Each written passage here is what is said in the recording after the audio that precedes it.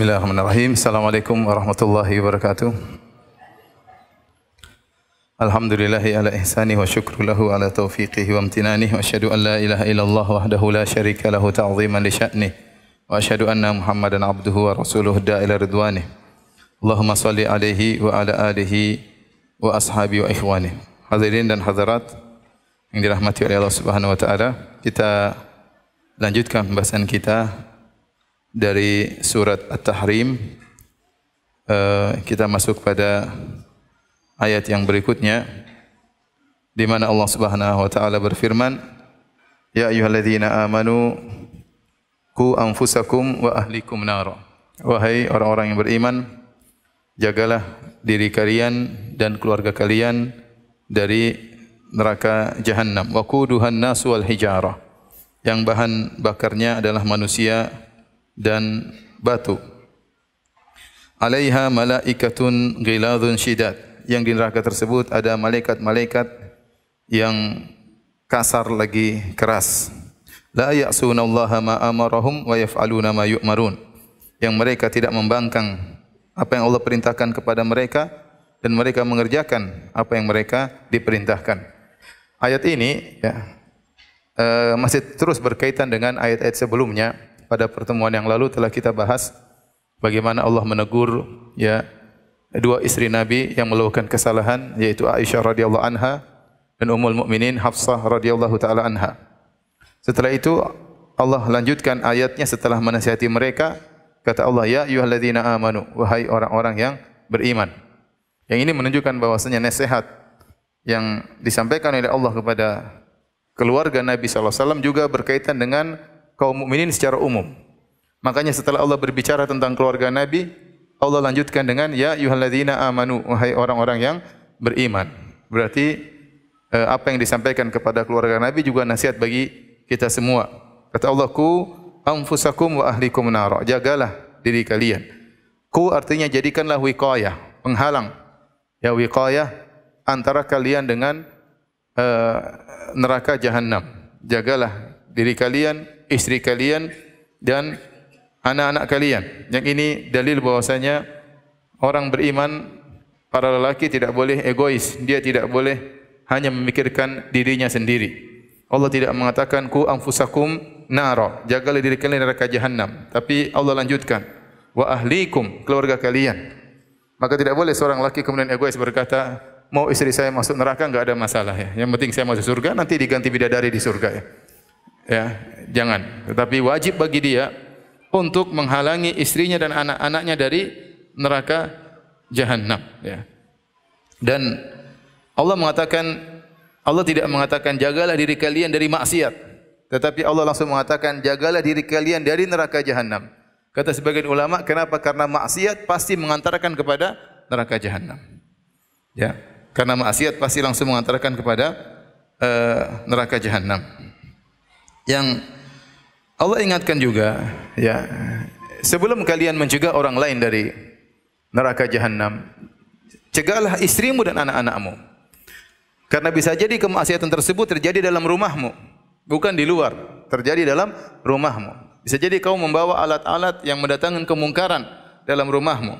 Bisa jadi kau mengajari anak-anakmu melakukan kemungkaran tanpa kau sadari.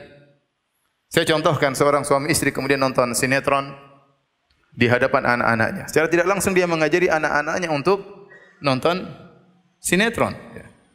Kemudian naik menjadi nonton bioskop lama-lama. Bioskop syar'i. Lama-lama ya. Jadi terkadang kita di keluarga bisa mengajari anak-anak kita untuk masuk dalam neraka Jahannam. Maka Allah ingatkan, jangan sampai orang-orang yang kau cintai, istrimu, anak-anakmu, justru kau jerumuskan dalam neraka Jahannam. Maka sebelum kau berbicara untuk mengingatkan orang di luar, perhatikanlah anak istrimu. Jangan sampai anak istrimu terjerumus dalam neraka Jahannam, karena bisa jadi sumber neraka Jahannam diawali dalam rumahmu sendiri. Allah ingatkan tentang bahaya neraka tersebut. Kata Allah Subhanahu wa taala, "Wa quduhan nas wal hijarah." Yang neraka tersebut sangat mengerikan. Kenapa? Karena bahan bakarnya adalah manusia dan batu ya. Kita tahu kalau secara umum bahan bakar mungkin bensin atau bahan bakar adalah kayu yang dibakar keluar api. Tapi ternyata di neraka bahan bakar adalah manusia dan batu. Batu, kata sebagian ulama, ya, dia menjadi bahan bakar itu sangat panas, ya, karena dia selain membakar dia juga menempel di tubuh manusia, ya. Orang mungkin dibakar, beda lagi kalau ditempelkan misalnya dengan batu bara yang sedang terbakar ditempelkan di kulitnya. Ini menambah kepedihan. Bukan cuma nyala api yang menyerang, bahkan panas batu tersebut juga menempel di kulitnya, dan ini lebih panas daripada hanya sekedar nyala api. Dan ternyata di neraka jahanam bahan bakarnya batu. Kemudian manusia ternyata di dalam neraka jahanam dia terbakar sekaligus membakar. Ini kekuasaan Allah Subhanahu wa taala. Makanya Allah berfirman, "Innakum wa ma ta'buduna min dunillahi hasabu jahannam."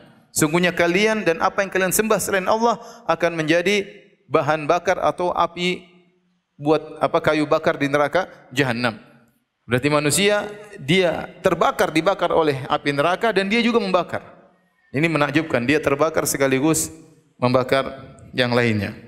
Dari sisi neraka sangat pedih siksaannya, dari sisi penjaganya juga sangat mengerikan. Kata Allah Subhanahu wa taala, "Alaiha malaikatun ghiladun syidad." Yang di neraka tersebut ada malaikat-malaikat yang ghilaz, yang kasar, syidad, yang kuat, yang keras. Allah gabungan antara kasar dan keras. Ada yang mengatakan ghilaz fil aqwal, yaitu perkataan mereka kasar, perkataan mereka keras. Syidad, sikap mereka yang kasar. Ya, intinya akhlak yang buruk bagi para penghuni neraka jahanam dan sikap yang keras terhadap penghuni neraka jahanam. Malaikat tersebut digambarkan menggabungkan antara ghilaz dan syidad, yaitu kasar dan keras, ya. Kata Allah Subhanahu wa taala memuji para malaikat tersebut, la ya'sunallaha ma amarahum. Mereka tidak pernah bermaksiat terhadap perintah Allah, wa yaf'aluna ma yu'marun, dan mereka menjalankan apa yang mereka diperintahkan. Para malaikat tersebut ditugaskan oleh Allah untuk menyiksa para penghuni neraka jahanam. Tidak mungkin malaikat tersebut menyelisih perintah Allah Subhanahu wa taala. Maka tidak mungkin mereka kemudian merayu malaikat untuk beri keringanan misalnya, mereka negosiasi dengan malaikat, mustahil, enggak mungkin.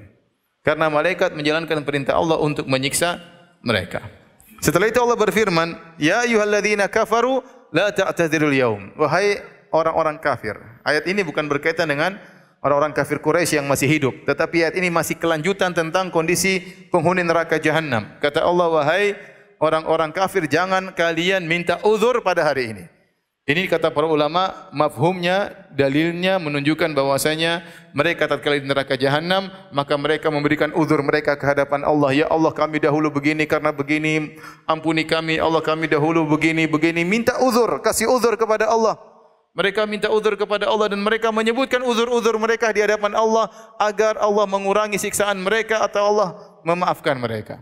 Jawabannya, la ta'tadzirul yaum. Jangan kalian minta uzur pada hari ini. Uzur kalian tidak ada yang diterima. Kata Allah, "Innama tujzauna ma kuntum ta'malun." Sungguhnya kalian dibalas ma kuntum ta'malun, apa yang kalian lakukan. Apa yang kalian lakukan. Perhatikan di sini ada sedikit mengenai bahasa Arab, ya. Kata Allah Subhanahu wa taala tentang penghuni neraka jahanam, "Innama tujzauna ma kuntum ta'malun." Adapun kalau bagi penghuni surga, kata Allah Subhanahu wa taala, "Udkhulul jannata bima kuntum ta'malun." Udkhulul jannata bima kuntum ta'malun. Perhatikan di sini ada ba, huruf ba. Huruf ba, adapun di sini tidak ada huruf ba. Ba-nya enggak ada. Kenapa? Karena tatkala Allah berfirman tentang penghuni surga, Allah mengatakan, "Masuklah kalian surga dengan sebab amalan kalian." Artinya amalan kalian di dunia ini tidak sebanding dengan surga yang Allah berikan kepada kalian. Bayangkan kata Nabi SAW, "Raqatul fajri khairum minad dunya ma fiha." 2 rakaat sebelum subuh lebih baik daripada dunia dan seisinya. Anda cuma salat 2 rakaat sebelum subuh yang mungkin dikerjakan 3 menit, 2 menit, ternyata dapat ganjaran lebih baik daripada dunia dan seisinya. Dan ini menunjukkan bahwasanya ganjaran di surga tidak ada bandingannya dengan amalan sedikit yang kita lakukan. maka Allah menggunakan ba. Artinya Allah memasukkan manusia ke dalam surga bil fadl, dengan karunia Allah. Karunia Allah. Adapun tatkala Allah berbicara kepada penghuni neraka jahanam, Allah tidak pakai ba. Allah mengatakan innama tujzauna, sungguhnya kalian dibalas itu ma kuntum ta'malun. Apa sesuai dengan apa yang kalian lakukan. Allah tidak tambahkan, tapi sesuai dengan yang kalian lakukan. Maka Allah membalas penghuni neraka jahanam bil adl, dengan keadilan. Ya. Ini sekedar sedikit yang disebut oleh para ahli tafsir tentang perbedaan antara perkataan Allah kepada penghuni surga dengan perkataan Allah kepada penghuni neraka jahanam. Kemudian Allah berfirman, Ya ayyuhalladzina amanu tubu ilallahi taubatan nasuha. Allah berfirman, wahai orang-orang yang beriman, bertobatlah kalian kepada Allah dengan taubatan nasuha. Taubat yang nasuh. Apa itu taubat yang nasuh? Ada khilaf di kalangan para ulama tentang makna taubatan nasuha. Apa makna taubah nasuha?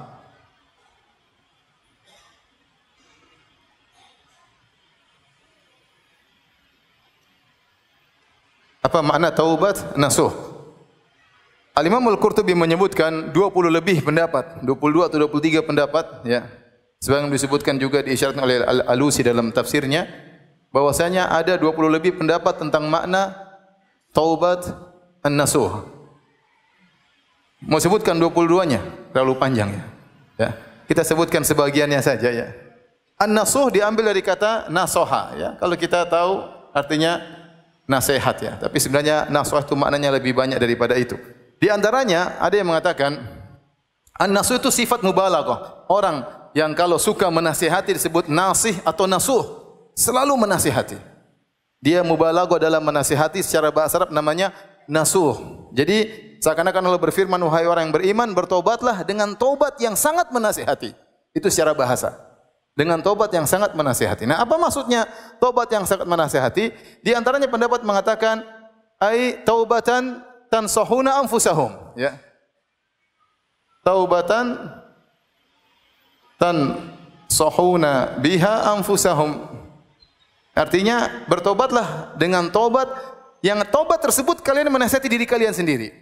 Sungguh-sungguh kalian menasihati diri kalian sendiri. Bagaimana caranya? Kalian menasihati diri kalian sendiri, yaitu jangan diulangi lagi. Jangan diulangi lagi. Maka sebagian salaf menafsirkan taubatan nasuha itu taubat yang seorang jika sudah bertobat, dia tidak bakalan kembali lagi. Sebagaimana susu kalau sudah keluar dari putingnya tidak bakalan bisa kembali lagi. Itu perkataan sebagian salaf. Itu maknanya taubatan nasuha, taubat yang orang kalau sudah meninggalkannya tidak bakalan kembali. Hijrah total ya. Ya.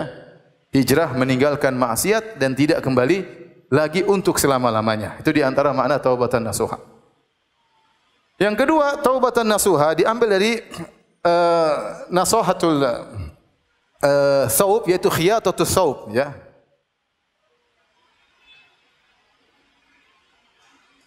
Artinya khiyatah.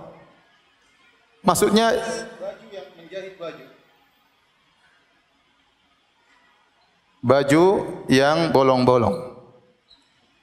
Maksudnya taubat nasuha itu seorang tatkala dia setelah bertobat maka dia memperbaiki dirinya. Mulailah dia merajut kekurangan-kekurangannya. Ya, namanya orang bertobat belum tentu dia langsung meninggalkan secara total, tapi dia mulai memperbaiki apa? Dirinya, ibarat seperti dia merajut bajunya yang mulai robek-robek, dia perbaiki setahap demi setahap sampai dia mencapai kesempurnaan. Berarti dia terus berjalan maju menuju Allah Subhanahu wa taala. Itu disebut dengan taubatan nasuha. Ada yang mengatakan lagi taubat nasuha yaitu taubatan tansahuna biha ghairakum, yaitu engkau menasihati orang lain.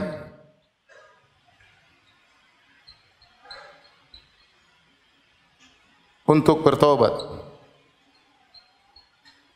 Ini di antara makna taubat nasuha, yaitu engkau berhijrah. Setelah kau berhijrah, kau tidak mencukupkan dirimu saja, tetapi kau juga mulai menasihati orang lain. Mulailah engkau mengajak orang lain untuk berhijrah seperti dirimu.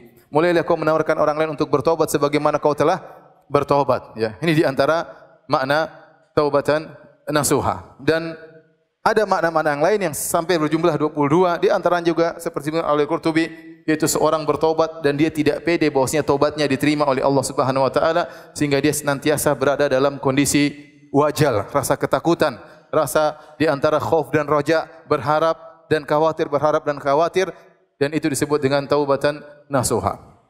Allah alam bisawab. Ini di antara makna-makna dari taubatan nasuha yang jumlahnya sangat banyak, khilaf di kalangan para ulama. Tetapi intinya para ulama tatkala menjelaskan syarat taubat, ya. Apa syarat taubat? Yang disebutkan oleh Ibn Nawawi rahimahullah ta'ala sebagaimana kita ketahui bersama, syaratnya ada 3, yaitu al-iqla, meninggalkan dosa. Kemudian apa yang kedua? An-nadam, menyesal. Yang ketiga, al-azam ala adamil audah, yaitu bertekad tidak kembali.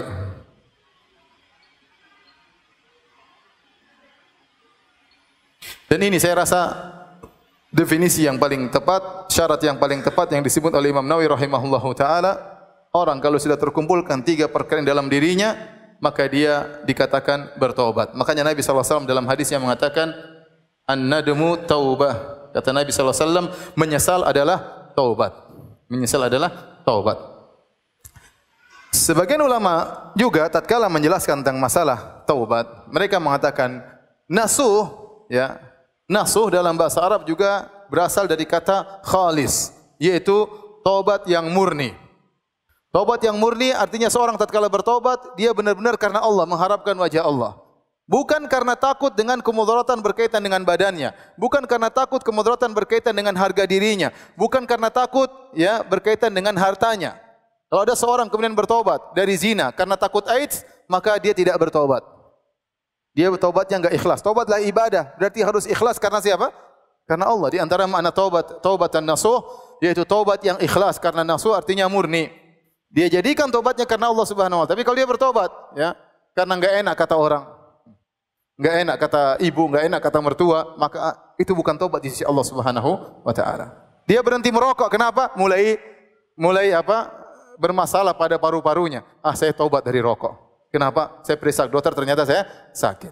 Ini taubat. Kalau hanya sekedar meninggalkan ya rokok gara-gara takut terkena penyakit di paru-parunya, maka taubatnya tidak diterima. Seperti seorang berhijrah meninggalkan praktek riba. Kenapa? Enggak enak sama teman-temannya. Teman-temannya semua sudah resign, tinggal dia yang belum. Akhirnya dia resign juga. Bukan karena Allah, tapi karena dikata-katain oleh orang-orang sebelahnya. Oleh karenanya hati-hati seorang kalau bertobat, dia juga harus menjaga keikhlasannya. Ya, jangan sampai kemudian dia pamerkan tentang taubatnya, kemudian dia berkoar-koar, khawatir dia tidak ikhlas, khawatir dia tidak ikhlas. Maka seorang tatkala bertobat, dia jaga taubatnya. Saya bertobat karena Allah Subhanahu wa taala. Jika dia bertobat bukan karena Allah, maka taubatnya tidak diterima oleh Allah Subhanahu wa taala. Baik. Pembahasan berikutnya, ikhwan. Apakah taubat pasti diterima?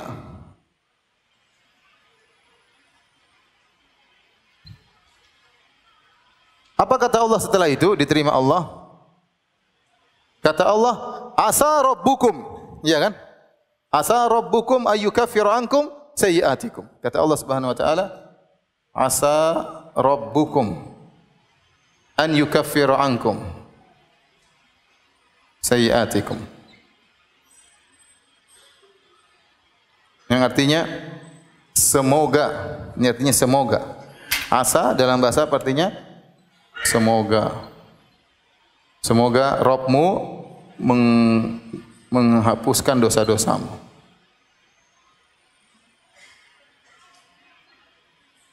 Nah, ternyata Allah menggunakan kata apa? Semoga. Berbeda tatkala berbicara tentang orang-orang kafir, kata Allah Subhanahu wa taala, "Qul lil ladzina kafaru iyantahu yughfar lahum ma qad salaf."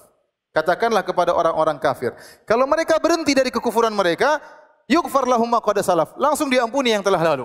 Sehingga para ulama sepakat, kalau orang kafir bertobat pasti diterima tobatnya, pasti.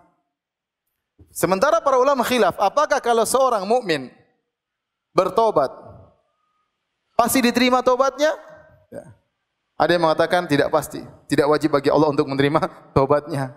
Kenapa? Karena Allah menggunakan kata apa? Semoga. Ya. Kemudian juga seperti firman Allah Subhanahu wa taala, ya, qul li ibadiyalladzina asrafu ala anfusihim la taqnatu min rahmatillah. Katakanlah orang-orang kepada hamba-hambaku yang mereka tenggelam dalam kemaksiatan, jangan putus asa dari rahmat Allah.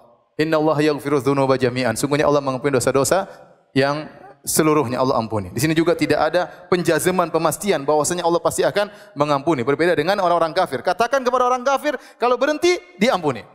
Adapun orang beriman seakan-akan masih digantung. Tapi yang benar bahwasanya kalau seorang sudah memenuhi persyaratan taubat pasti diterima oleh Allah Subhanahu wa taala. Pasti diterima oleh Allah Subhanahu wa taala. Karena Allah la yukhliful mi'ad. Allah sudah berjanji mengampuni dosa. Alam ya'lamu annallaha yaqbalu taubatan ibadih. Tidakkah mereka ketahui bahwasanya Allah menerima taubat dari hamba-hambanya, dan terlalu banyak sifat Allah Tawwab yang Maha menerima taubat, Ghafur, Ghafir, terlalu banyak nama-nama Allah yang menunjukkan Allah Maha menerima taubat, dan banyak hadis menunjukkan Allah Maha menerima taubat dari hamba-hambanya. Tetapi kenapa Allah menggunakan perkataan semoga sebagai isyarat bahwasanya Allah mengampuni hamba-hambanya? Itu bukan kewajiban dari Allah, tetapi itu karunia dari Allah Subhanahu wa taala. Ini yang pertama. Agar kalian tahu kalau Allah tidak mengampuni kalian itu hak Allah sebenarnya. Tetapi Allah dengan karunia-Nya, dengan rahmat-Nya, kasih sayang-Nya mengampuni kalian kalau kalian bertobat. Yang kedua, agar para hamba tatkala mendengar asa semoga, agar mereka tidak jadi ujub, tidak merasa pede, senantiasa berada di antara khauf dan roja. Dan itu yang diharapkan dari Allah, dari kita, oleh Allah Subhanahu wa taala. Allah berharap hamba-hambanya selalu dalam antara khauf dan roja. Jangan sampai pede berlebih-lebihan, merasa pede masuk surga, tetapi dia merasa antara ketakutan dan berharap. Maka Allah menggunakan kata asa. Ya. Dan kalau Allah mengatakan asa, maka pasti Allah akan melakukannya.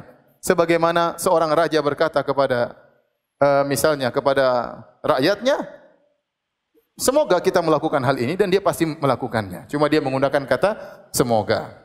Jadi asa rabbukum ayyukaffira ankum sayyi'atikum. Semoga Allah Subhanahu wa taala mengampuni dosa-dosa kalian. Ini berarti Allah pasti mengampuni dosa-dosa kalian kalau kalian bertobat. Cuma yang jadi pertanyaan, apakah kita sudah memenuhi persyaratan ini? Ini yang jadi pertanyaan. Sehingga Ibnu Al-Qayyim rahimahullahu taala dalam kitabnya Madarijus Salikin menyebutkan bahwasanya seorang beriman tidak bisa menjazam, memastikan dirinya diterima tobatnya. Tidak bisa.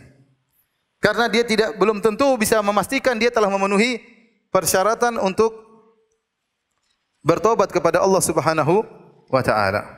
Itu yang jadi permasalahan. Tapi seandainya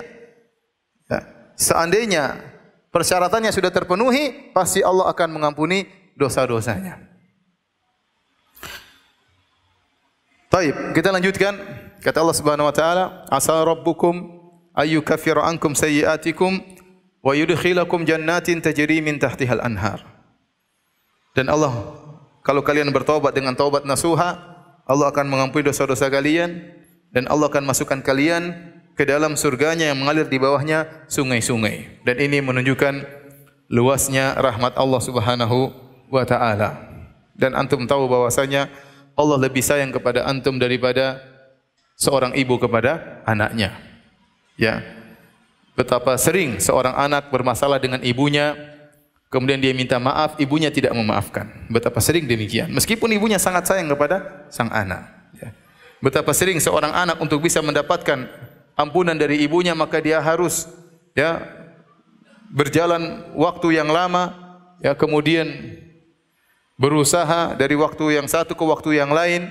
Mungkin bisa diomelin oleh orang tuanya, bisa jadi diusir oleh orang tuanya, baru dia bisa diampuni oleh orang tuanya. Tetapi Allah Subhanahu wa taala tidak demikian. Seorang hamba bermaksiat kepada Allah, melakukan banyak dosa, kemudian dia menangis minta ampun kepada Allah, maka Allah akan terima taubatnya. Allah akan menerima taubatnya. Dia tidak perlu merangkai kata-kata yang indah. Dia keluar secara natural dari hatinya, dari lubuk hatinya yang paling dalam, minta kepada Allah Subhanahu wa taala, bangun di malam hari menangis minta ampun kepada Allah, Allah akan ampuni. Ini menunjukkan bahwasanya ya, Allah lebih sayang kepada hamba-hambanya daripada seorang ibu kepada anaknya. Yang kedua, ternyata setelah Allah ampuni, ya, Allah bukan cuma mengampuni, bukan hanya mengatakan dosamu menjadi 0, bahkan Allah kasih bonus, yaitu Allah masukkan ke dalam surga. Makanya Allah tidak mengatakan asa rabbukum ayyukaffira ankum sayyi'atikum titik, tapi masih koma. Wa yudkhilakum jannatin tajri min tahtihal anhar. Bisa jadi Allah mengampuni dosa-dosa kalian dan memasukkan kalian ke dalam surganya. Dan apakah ada manusia yang seperti itu? Kalau kita bersalah kepada dia, kemudian kita minta maaf kepada dia, terus dia berkata, saya ampuni kesalahanmu dan ini mobil saya kasih hadiah buat kamu. Apakah ada yang demikian? Mustahil ya. Kalau ada orang kita berbuat salah kepada dia, kita datang merengek-rengek minta maaf. Terkadang dia ngomel-ngomel dulu, ente sih kurang ajar sih, karena sudah bilang dari dulu. Tapi saya maafkan ya. Diomelin dulu baru dimaafkan. Tapi Allah Subhanahu wa taala, ente datang, ente menangis, tidak diomelin oleh Allah Subhanahu wa taala, kapan saja ente bisa ketuk pintu Allah Subhanahu wa taala, ente bertobat kepada Allah Subhanahu wa taala, tidak perlu merangkai kata-kata, diampuni oleh Allah, dikasih bonus masuk surga. Dan siapa yang lebih baik daripada Allah Subhanahu wa taala? Kemudian firman Allah selanjutnya,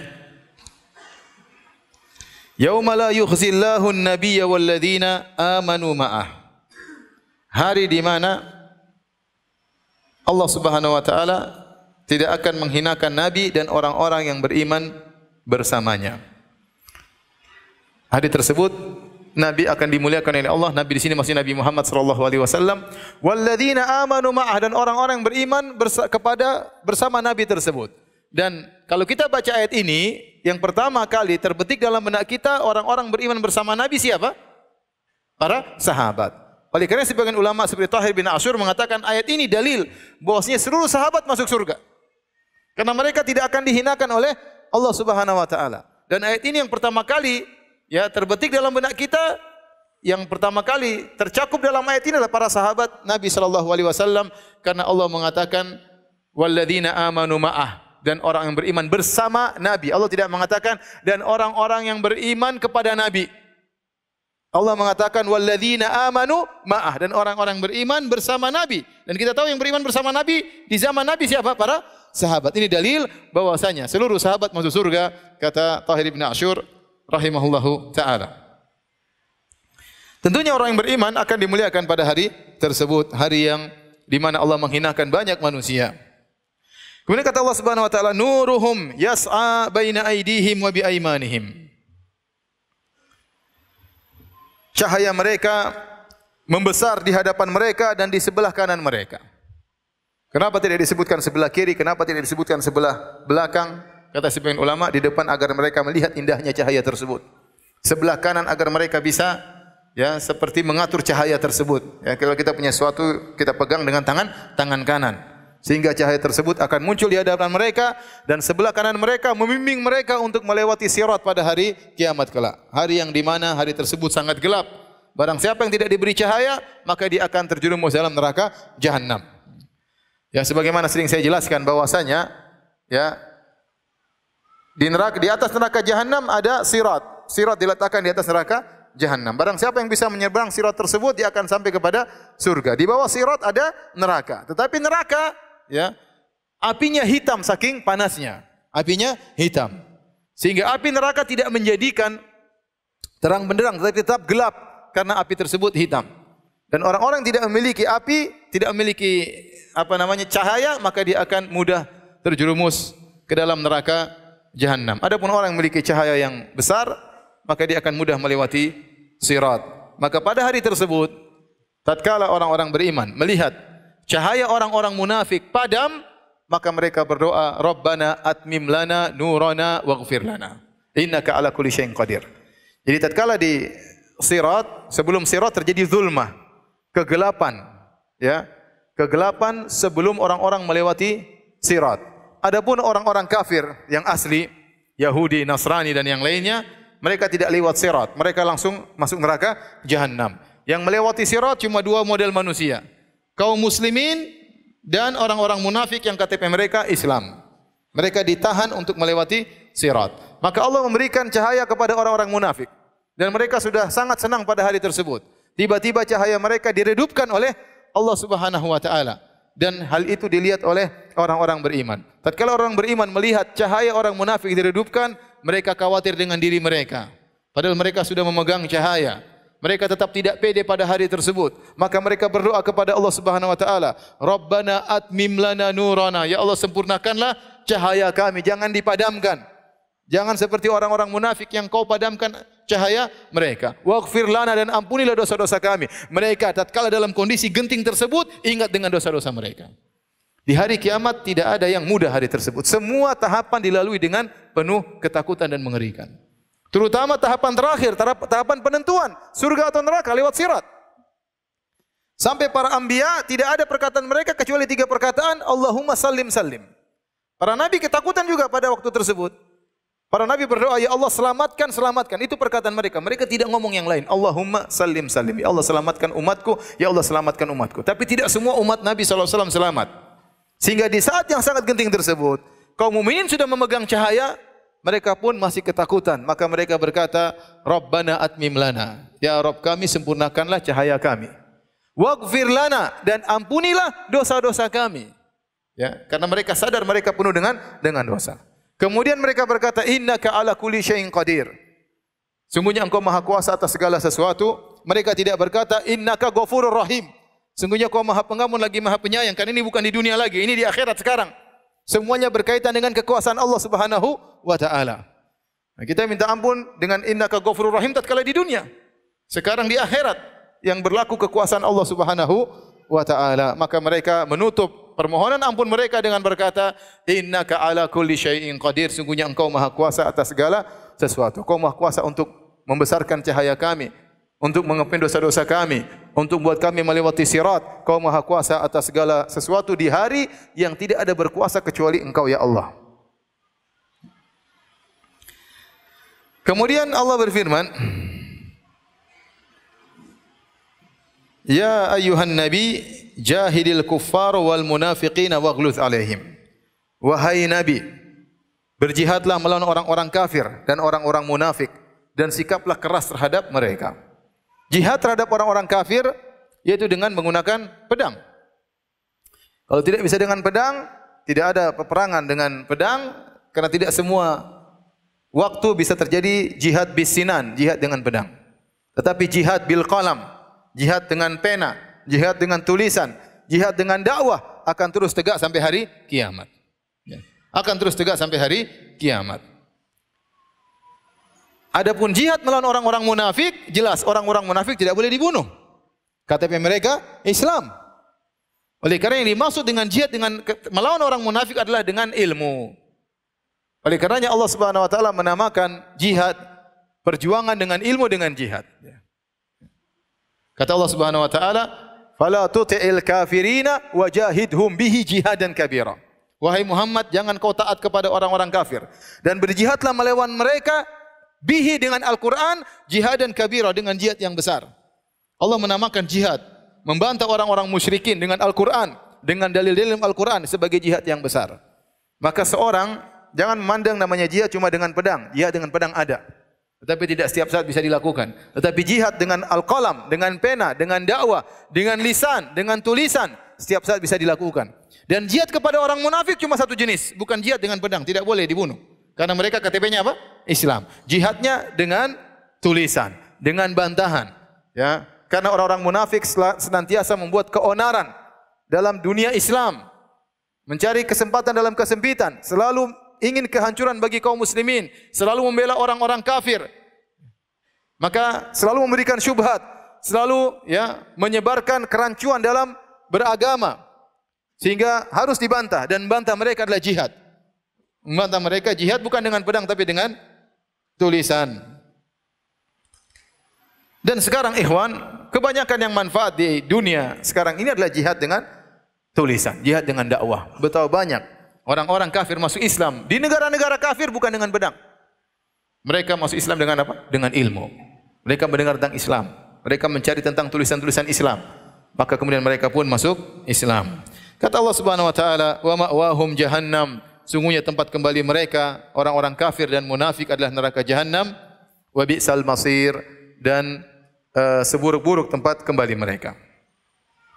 Setelah itu Allah Subhanahu wa taala masuk dalam paragraf berikutnya, ya, berbicara tentang permisalan yang Allah buat untuk orang-orang kafir dan untuk orang-orang beriman. Allah buka ayatnya dengan berkata, dengan firman-Nya, "Daraballahu mathalan lil ladzina kafaru imra'ata Nuhin wa imra'ata Lut." Sungguhnya Allah membuat perumpamaan untuk orang-orang kafir tentang istrinya Nabi Nuh dan tentang istrinya Nabi Lut. Kanata tahta abdaini min ibadina. Sungguhnya dua wanita ini berada, ya, di bawah dua orang suami yang merupakan dua hambaku yang saleh. Mereka berdua bersuamikan dua hambaku yang saleh. Fa khanatahuma. Namun kedua wanita ini berkhianat kepada dua suami mereka, hamba-hamba yang saleh tersebut. Falam yughniya anhuma, ya, maka kedua suaminya tidak bisa menolong mereka berdua. Wa qila dakhulan nar ma'ad dakhilin. Maka dikatakan kepada dua wanita ini, masuklah kalian ke dalam neraka Jahannam bersama orang-orang yang masuk. Allah buka permisalan, perumpamaan untuk orang-orang kafir dengan perumpamaan istrinya Nuh dan istrinya Fir'aun. Pembicaraannya terfokus kepada orang-orang kafir Quraisy. Wahai orang-orang kafir Quraisy, wahai orang-orang kafir, perhatikan perumpamaan ini. Ini perumpamaan Allah buat berkaitan dengan kalian. Lihatlah istri Nuh dan istri Lut alaihi wassalam berada di bawah naungan dua suami yang hamba yang saleh. Ya. Allah tidak hanya mengatakan dua wanita ini berada di bawah naungan kedua hambaku, tetapi Allah mengatakan di bawah naungan kedua hambaku yang saleh. Artinya apa? Mereka berdua wanita ini hidup di keluarga yang baik. Mereka sangat mungkin untuk mendapatkan kebaikan dunia dan akhirat dari suami-suami mereka. Dan kerabatnya sangat dekat, hubungan yang sangat dekat, suami istri. Tapi ternyata mereka berkhianat. Istrinya Nabi Nuh berkhianat, di antaranya mengatakan Nabi Nuh adalah majnun, orang gila, dan dia bergabung dengan orang-orang kafir. Istri Nabi Lut berkhianat dengan menunjukkan kaumnya Nabi Lut kepada tamunya Nabi Lut yang datang yang berwajah tampan untuk mengajak mereka melakukan homoseksual dengan tamu-tamu tersebut yang ternyata jelmaan para malaikat. Mereka berdua berkhianat. Maka perhatikanlah wahai orang-orang Quraisy. Kalian sekarang hubungan kerabat sangat dekat dengan Muhammad sallallahu alaihi wasallam. Muhammad Quraisy, kalian juga Quraisy. Kalian sangat mudah mengambil kebaikan dari Muhammad sallallahu alaihi wasallam. Muhammad siap memberikan kebaikan kapan saja kepada kalian. Kebaikan yang mengantarkan kepada kalian kebaikan di dunia maupun kebaikan di akhirat. Namun ternyata kalian tidak memanfaatkan. Kalian berkhianat kepada Muhammad sebagaimana pengkhianatan dua istri Nabi ini kepada kedua Nabi tersebut, yaitu kalian tidak beriman wahai orang Quraisy kepada Muhammad sallallahu alaihi wasallam. Ini perumpamaan kalian dengan dua istri Nabi. Allah berfirman, ya, falam yughni anhuma minallahi syai'a. Perhatikan wahai orang-orang kafir Quraisy. Sungguhnya Nabi Lut dan Nabi Nuh tidak bisa menyelamatkan istri mereka. Hubungan kekerabatan yang sangat dekat tidak bermanfaat kata Allah Subhanahu wa taala. Bahkan kata Allah, wa qila dukhulan nar, masuklah kalian ke dalam neraka Jahannam. Kata Allah, ma'ad dakhilin, bersama orang-orang kafir yang lain. Jangan disangka yang orang-orang kafir masuk dulu, kami belakangan. Dan jangan disangka kami akan suatu saat akan dikurangi azabnya. Tidak. Makanya Allah menggunakan bersama orang-orang kafir yang lain. Supaya kalian berdua tahu, wahai istri-istri Nabi, Nabi Lut dan Nabi Nuh, kedudukan kalian sama dengan orang-orang kafir yang lain. Nuh dan Lut alaihi wassalam tidak bisa membantu kalian sama sekali. Maka perhatikanlah orang kafir Quraisy, sungguhnya Muhammad sallallahu alaihi wasallam juga tidak bisa membantu kalian di akhirat sama sekali kalau kalian kafir kepada Allah Subhanahu wa taala. Paham maksud perumpamaan ini? Paham maksud perumpamaannya? Kalau ditanya bisa jawab? Bilang insya Allah. Jangan terlalu pede. Kemudian Sebagian ulama juga mengatakan ini juga ada ta'rid, ada sindiran kepada Aisyah dan Hafsah yang telah melakukan kesalahan yang Allah sebutkan kesalahan mereka di atas. Di ayat-ayat awal-awal surat. Bahwasanya kalian Aisyah dan Hafsah, kalau kalian ternyata tidak beriman kepada Muhammad, kalian melakukan pelanggaran, kalian kufur misalnya, maka tidak bermanfaat kalian statusnya sebagai istri-istri Muhammad sallallahu alaihi wasallam. Tidak ada faedahnya. Ya. Maka saya katakan demikian juga para wanita-wanita yang ada, jangan berharap ya, yang penting suami saya baik. Ya. Yang penting suami saya ustaz. Kalau kita sendiri tidak beriman, kita sendiri penuh dengan maksiat, kita sendiri membangkang, kita sendiri melakukan kesalahan, selalu membangkang perintah Allah, enggak ada faedahnya suami kita. Ya, jangan dia bersandar kepada suaminya ya. Enggak apa-apa, suami saya rajin ibadah, suami saya rajin apa? Salat malam, suami saya rajin bersedekah. Ya, sementara dia pelit, malah salat malam, malas baca Quran, kemudian dia berharap pertolongan dari suaminya. Percuma. Kalau Hafsah dan Aisyah tidak bisa ditolong oleh Muhammad sallallahu alaihi wasallam, bagaimana dengan suami anti bisa menolong anti?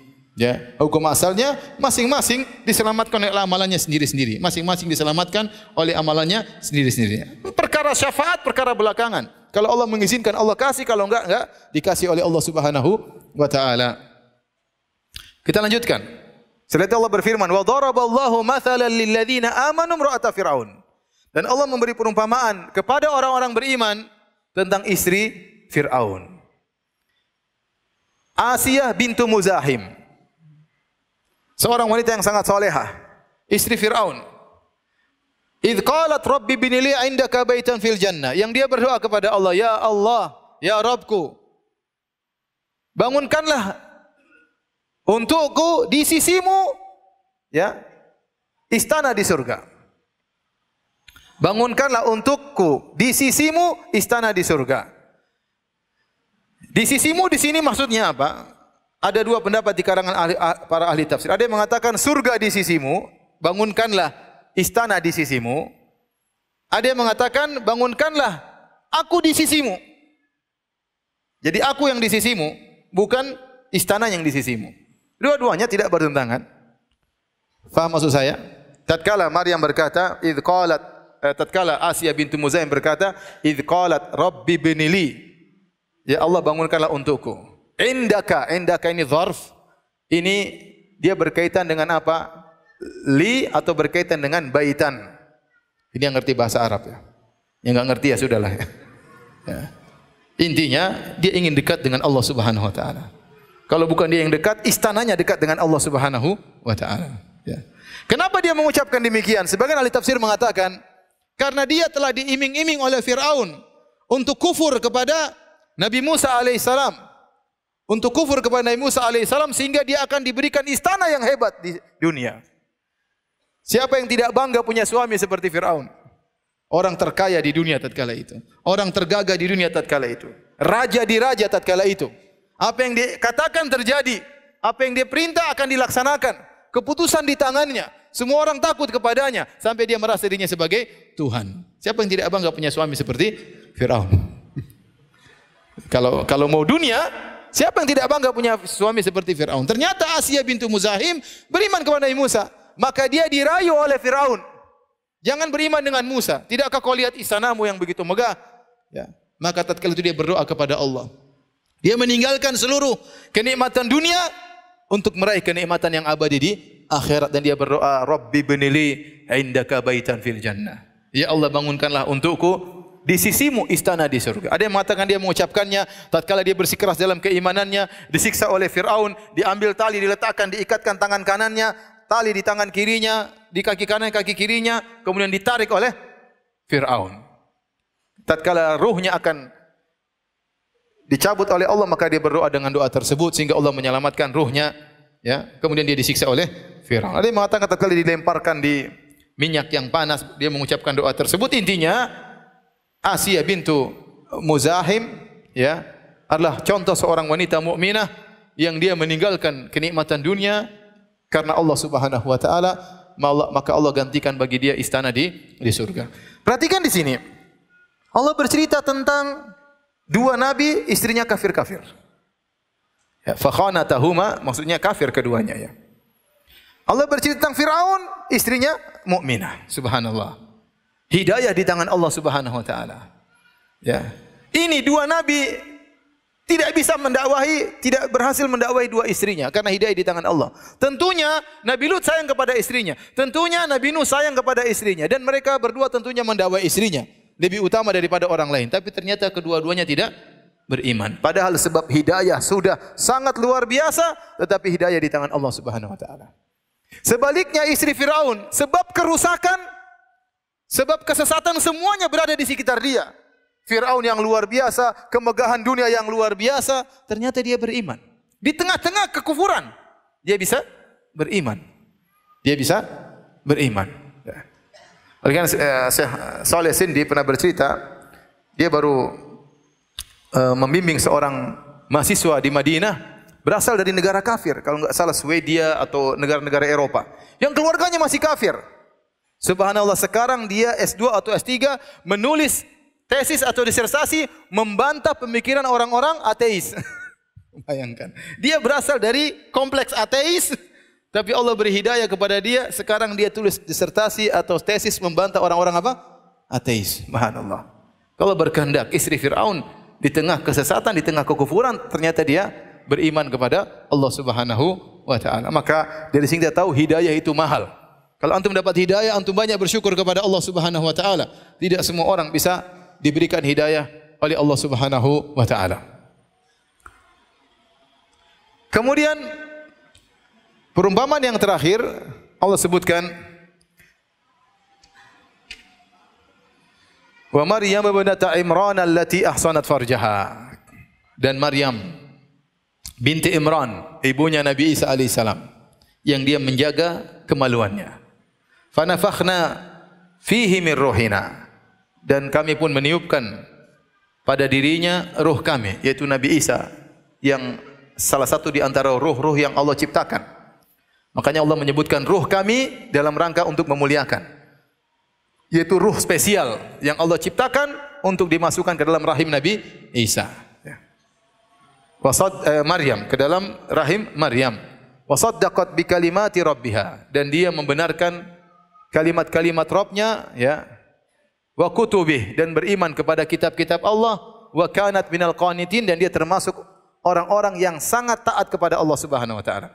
Kata sebagian ulama seperti Al-Alusi dalam tafsirnya, Allah memberi contoh kepada model ketiga. Model ketiga ini adalah seorang yang tidak bersuami, sebagai hiburan kepada sebagian wanita yang mungkin mereka tidak punya suami, bahwasanya mereka bisa juga menjadi seorang wanita yang salehah, sangat mulia di sisi Allah Subhanahu wa taala. Atau hiburan kepada para janda yang mungkin ditinggal oleh suami-suami mereka. Apakah suami mereka meninggal dunia, ataukah suami mereka mencerai mereka sehingga mereka hidup tanpa ada suami. Bahwasanya tanpa suami juga seorang bisa menjadi wanita yang salehah. Mereka sudah punya kedua, sudah contoh, yaitu siapa? Maryam. Maryam. Dan di antara keistimewaan Maryam adalah yang Allah ulang-ulang dalam banyak ayat, allati ahsanat farjaha, dia menjaga kemaluannya. Azan kah? Belum. Allati ahsanat farjaha, yang menjaga kemaluannya. Dia sangat menjauh dari lelaki yang tidak halal baginya. Makanya Allah sebutkan tentang kisah Maryam tatkala didatangi oleh Jibril alaihissalam. Kata Allah, fatamatsala laha basharan sawiyya. Tatkala Maryam sedang beribadah kepada Allah, menyepikan dirinya, tiba-tiba Allah kirimkan malaikat Jibril, fatamatsala laha basharan sawiyya, dalam bentuk seorang lelaki yang tampan mendatangi Maryam. Begitu Maryam melihat malaikat Jibril, langsung dia berkata, inni a'udzu birrahmani minka in kunta taqiyya. Aku berlindung kepada Allah dari engkau jika kau takut kepada Allah Subhanahu wa taala. Dia tidak tahu itu bukan manusia. Dia tidak tahu kalau itu malaikat Jibril. Begitu datang lelaki, langsung dia berlindung kepada Allah agar Allah menyelamatkan lelaki tersebut darinya dan menyelamatkan dirinya dari lelaki tersebut. Maka dia mengatakan, inni a'udzu birrahmani minka. Aku berlindung kepada Allah dari engkau, dan engkau juga taqiyah, hendaknya kau bertakwa kepada Allah. Dia nasihati dirinya dan dia nasihati lelaki tersebut. Dia tidak tahu kalau itu adalah malaikat Jibril. Bukan seperti sebagian wanita sekarang, ketemu lelaki, tinggal di mana sih? Akhi, ya. Seperti itu ya. Sebagian wanita seperti itu. Yang pertama kali malah berbicara dengan lelaki. Yang pertama kali malah menggoda apa? Lelaki. Sebagian wanita sampai laki-lakinya malu-malu. Malu-malu perempuan yang datang menegur. Kalau ingin masuk surga menjadi wanita salihah, allati ahsanat farjah, jaga kemaluan. Jangan sembarangan berbicara dengan lelaki. Jangan menjalin hubungan dengan lelaki yang tidak halal bagi kita. Sekarang zaman fitnah, ya, zaman medsos, semua orang bisa menjalin hubungan-hubungan yang haram. Semua orang bisa bernostalgia kembali kepada masa lalunya untuk mencari kawan-kawan lamanya. Dan betapa fitnah sering terjadi karena pertemuan antara seorang dengan kawan-kawan lamanya, akhirnya terjadi apa yang terjadi. Maka jangan dia punya hubungan dengan lelaki manapun yang tidak halal bagi dia. Ya. Jangan jadi teman Facebooknya, jangan jadi teman Instagramnya, apalagi teman WhatsAppnya. Ya. Apalagi sampai terjadi pembicaraan japri, waduh bahaya. Ya. Setan menggoda. Setan menggoda tidak langsung dengan vulgar, tapi sedikit demi sedikit. Mulai dikenangkan dengan masa lalu, mulai canda sedikit demi sedikit, mulai terpesona dengan cara penulisannya, mulai cinta berkembang, akhirnya terjadi apa yang terjadi. Baik laki-laki maupun wanita. Sudah azan kah? Tolong azan. Yang bertanya silakan tulis pertanyaan. Hadirin dan hadirat Allah Subhanahu wa taala, maka Asia bintu Muzahim dan Maryam bintu Imran adalah dua wanita yang spesial. Dalam Sahih Al-Bukhari, Nabi sallallahu alaihi wasallam bersabda, "Kamula minar rijal katsir, wa lam yakmul minan nisa illa Asia bintu Muzahim imra'atu Fir'aun wa Maryam bintu Imran. Wa fadlu Aisyah ala sairin nisa ka fadli sarid ala sairi ta'am." Hadis ini diriwayatkan oleh Al-Imam Al-Bukhari dari Abu Musa Al-Asy'ari. Beliau berkata bahwasanya Rasulullah SAW bersabda, lelaki yang sempurna banyak. Artinya orang-orang lelaki yang sempurna hebat. Tetapi yang sempurna dari wanita tidak banyak. Di antaranya kata Nabi SAW, Asia bintu Muzahim dan Maryam bintu Imran. Spesial Nabi sebutkan. Setelah itu Nabi berkata, dan keutamaan Aisyah dibandingkan seluruh wanita, yaitu di zaman Aisyah radhiyallahu anha, sebagaimana keutamaan makanan tharid dibandingkan seluruh makanan yang lainnya. Jadi ini ada keutamaan terhadap Aisyah radhiyallahu taala anha, ya, karena tharid adalah makanan di zaman Nabi sallallahu alaihi wasallam yang merupakan makanan favorit, yaitu daging berkuah dicampur dengan roti. Yang disebut oleh para ulama, makanan tersebut mencampurkan antara kelezatan dengan gizi yang tinggi. Kemudian juga mudah untuk ditelan, ya, makannya pun enak dan mudah untuk dicerna, ya. Sehingga kata mereka, demikianlah Aisyah radhiyallahu taala anha, seorang wanita yang salehah, ya, cerdas, mudah untuk diajak ngobrol oleh Nabi sallallahu alaihi wasallam, kemudian berbicara dengan baik, ya. Itulah Aisyah radhiyallahu taala anha, sehingga sangat dicintai oleh Nabi sallallahu alaihi wasallam. Baik, hadirin, demikian ya apa yang bisa kita sampaikan dari tafsir surat Tahrim. Selanjutnya pertanyaan kita jawab yang bisa dijawab. Ustaz, apakah kejadian istri Nabi Lut dan Nabi Nuh bertentangan dengan surat An-Nur ayat 26, yaitu laki yang baik untuk wanita yang baik? Allah berfirman, al-khabithatu lil-khabithin wal-khabithuna lil-khabithat wat-tayyibatu lit-tayyibin wat-tayyibuna lit-tayyibat. Wanita-wanita yang buruk untuk lelaki-laki yang buruk, lelaki-laki yang buruk untuk wanita-wanita yang buruk. Wanita-wanita yang baik untuk lelaki-lelaki yang baik, lelaki-laki yang baik untuk wanita-wanita yang baik. Ayat ini turun dalam rangka dalam surat An-Nur pembelaan terhadap tuduhan yang dituduhkan kepada Ummul Mukminin Aisyah radhiyallahu anha, dikatakan sebagai wanita pezina. Maka turunlah belasan ayat membela Aisyah radhiyallahu taala anha. Di antara pembelaan tersebut adalah ayat ini, al-khabithatu lil-khabithin wal khabithuna lil-khabithat. Wanita-wanita buruk maksudnya wanita-wanita pezina adalah untuk lelaki-lelaki apa? Pezina. Dan lelaki-lelaki pezina untuk wanita-wanita pezina. Karena Nabi bukan pezina, maka istrinya juga bukan pezina. Jadi ayat ini untuk menjelaskan Nabi tidak mungkin nikah dengan cocok dengan Aisyah.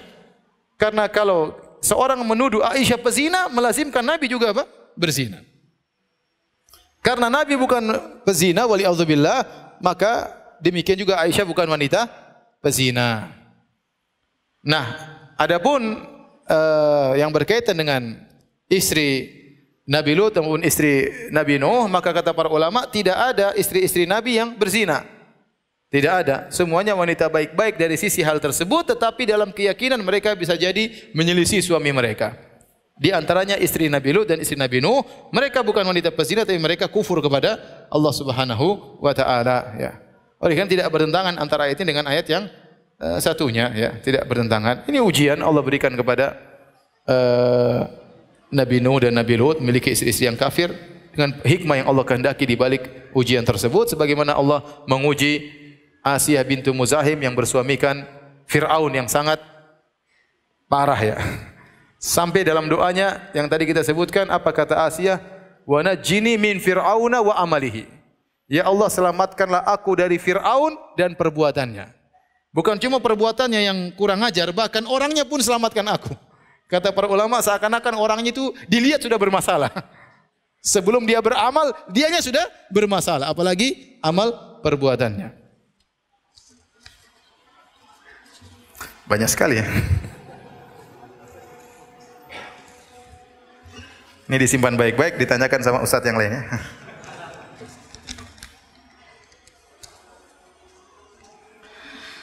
Saya kan ingin meminta pendapat dan nasihat dari Ustadz. Afwan sebelumnya karena di luar tema. Tolong beri nasihat kepada teman ana yang masih pacaran. Ustadz qadarullah teman ana lagi hadir di majelis ini. Kalau dia perempuan maka dia ingat kisah siapa? Maryam, ya, yang menjauh dari apa? Lelaki. Yang tidak mengajak ngobrol apa? Lelaki, ya. Menjaga kemaluannya, menjaga harga dirinya. Lihatlah Maryam, karena dia wanita soleh, akhirnya punya anak namanya Isa bin Maryam, yang sangat-sangat super soleh, bahkan seorang nabi. Tidak lain dari buah kesolehan Maryam kepada Allah Subhanahu wa taala, maka Allah memberikan anak yang luar biasa, yaitu Nabi Isa alaihi salam, ya. Dan kita tahu bahwasanya pacaran itu hukumnya haram, ya. Apalagi kata Nabi sallallahu alaihi wasallam, la yakhluwanna rajulu bimra'atin illa kana syaitanu tsalitsahuma. Tidaklah seorang laki berdua-duaan dengan seorang wanita kecuali syaitan hadir menjadi yang ketiganya, dalam rangka untuk mengobarkan syahwat mereka berdua, dalam rangka untuk menghiasi perkataan di antara mereka berdua, dalam rangka untuk menghembuskan khayalan-khayalan dalam benak mereka berdua, dalam rangka menghembuskan cinta ke dalam diri mereka berdua, dan akhirnya terjadi apa yang terjadi. Jangan nonton film santri pacaran, ya, jangan, ya.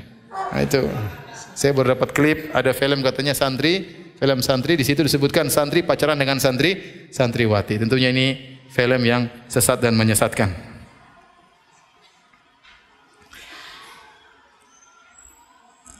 Ustaz, mungkin ana adalah orang yang paling berdosa. Dulu ana pernah berbuat zina sama mantan pacar ana. Namun alhamdulillah ana sudah hijrah, sudah taubat. Allah kasih hidayah sunnah. Tapi masih selalu teringat dengan perbuatan tersebut. Bagaimana Ustaz agar tidak teringat lagi? Apakah ana berdosa mengingat hal tersebut? Kalau ingat dosa tersebut artinya kita melakukan dosa dan kita istighfar setiap mengingatnya, maka ini tidak mengapa. Maka ini tidak mengapa, ya. Tetapi kalau ternyata kita diingatkan dengan pacar lama tersebut yang menggiring kita untuk bermaksiat kembali, maka kita harus berta'awudz kepada Allah Subhanahu wa taala. Adapun seorang teringat kembali tentang masa lalunya yang kelam sehingga dia beristighfar, maka tidak ada masalah. Setiap dia ingat segera dia beristighfar, ya. Dan setiap dia beristighfar dia mendapatkan pahala dari Allah Subhanahu wa taala. Ustaz, apa yang harus dilakukan? Menikah atau kuliah? Kalau bisa menggabungkan dua-duanya bagus, ya. Dia menikah sambil kuliah atau dia kuliah sambil menikah. Saya dulu menikah sebelum apa? Kuliah. Saya dulu menikah sebelum kuliah. Dan banyak teman-teman saya kuliah dulu sambil kuliah dia apa? Menikah. Dan ada juga teman-teman saya karena belum laku, setelah kuliah baru dia apa? Menikah. Kita lihat maslahat kita, mana yang terbaik.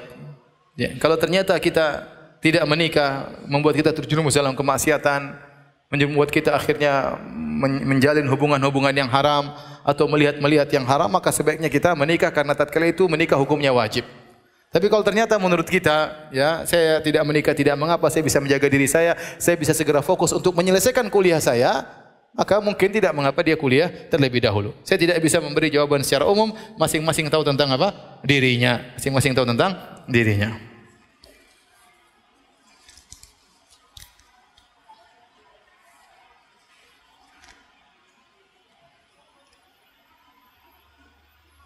Apakah orang-orang munafik yang diredupkan cahayanya ketika melewati sirat akan masuk surga juga? Oh tidak.